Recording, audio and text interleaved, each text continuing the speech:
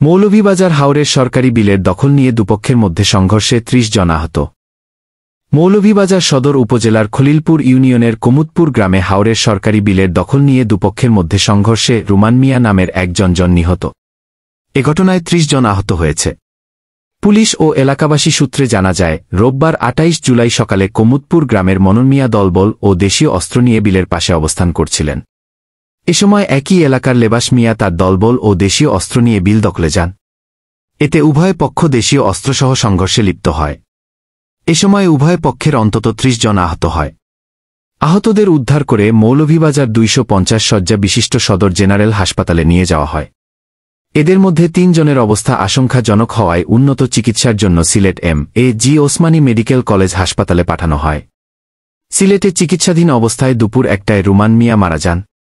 উল্লেখ্য, দীর্ঘদিন থেকে মনন মিয়া ও লেবাস মিয়ার মধ্যে বিলের দখল নিয়ে বিরোধ চলে আসছে। একাধিক মামলাও রয়েছে।